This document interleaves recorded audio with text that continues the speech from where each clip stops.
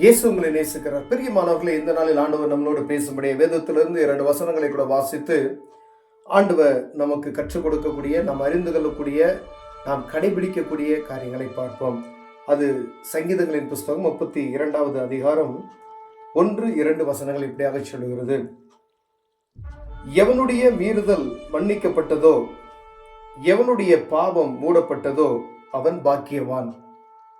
எவனுடைய அக்கிரமத்தை கர்த்தர் எண்ணாதிருக்கிறாரோ, எவனுடைய ஆவியில் கபடமில்லாதிருக்கிறதோ அவன் பாக்கியவான்.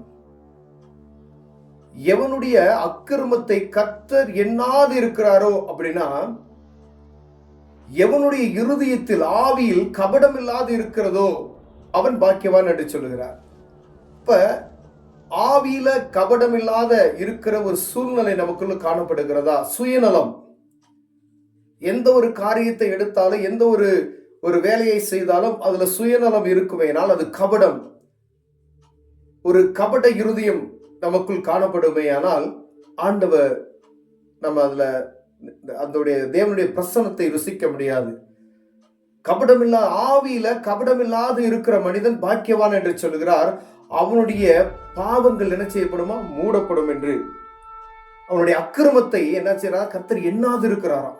அவன் செய்யற அக்கிரமத்தை விட்டுறாராம். கபடமில்லாத செய்யற ஒரு இருதயம் உள்ள மனிதன் அப்படின்னு சொல்லி.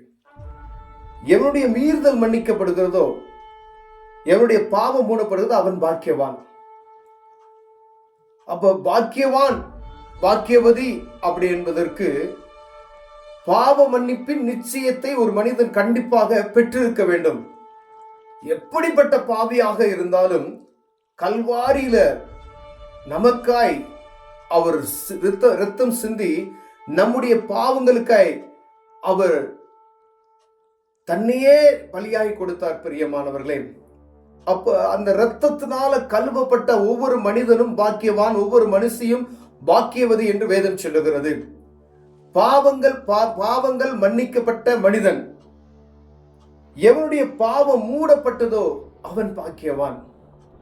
நீ எப்படிப்பட்ட மனிதனாக இருந்தாலும் சரி, யாராக இருந்தாலும் சரி, பாவ மன்னிப்பின் நிச்சயத்தை ஒரு மனிதன் பெற்றுக்கொள்ள வேண்டும் என்று வேதம் தெளிவாய் நமக்கு சொல்லுகிறது. பிரியமானவர்களே, பாவ மன்னிப்பின் நிச்சயத்தை ஒருவேளை கடந்த நாட்கள்ல ஒரு சகோதரனை பார்த்து அவங்க பாவ மன்னிப்பு எடுப்பதற்காக திருமணத்துக்காக கடந்து சென்று இருந்தாங்க.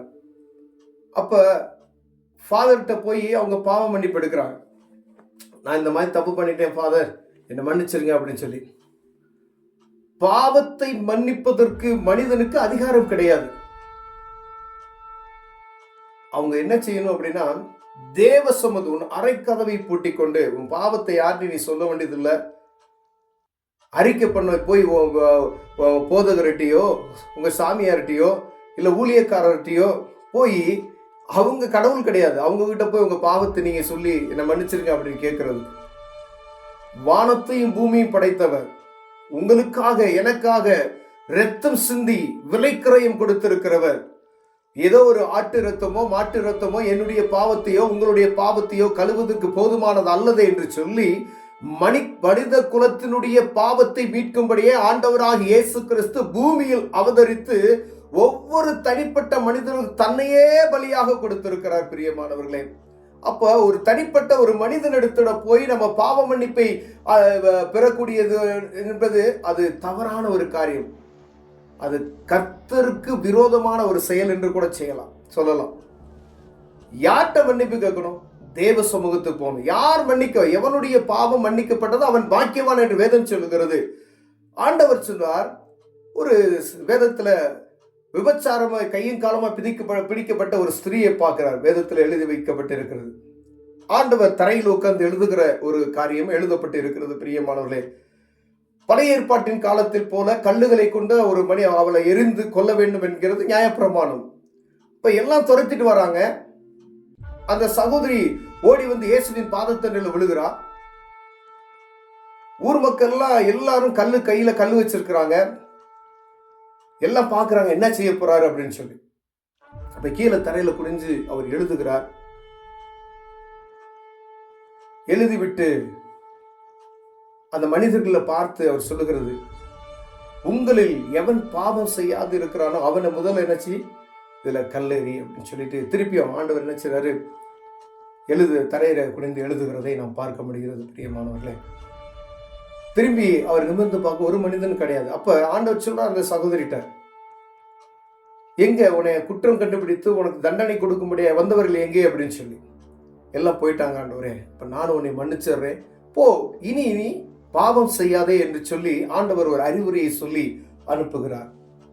அவர் கிறிஸ்து, அவர் பாவத்தை மன்னிப்பதற்காக அடிக்கப்பட்ட பஸ்காவின் ஆட்டுக்குட்டி அவர்தான். உலக மனிதர்களுக்காய் மனுக்குலத்திற்காகவே அவர் மனுரூபம் எடுத்து பலியாக கொடுக்கப்பட்டவர்.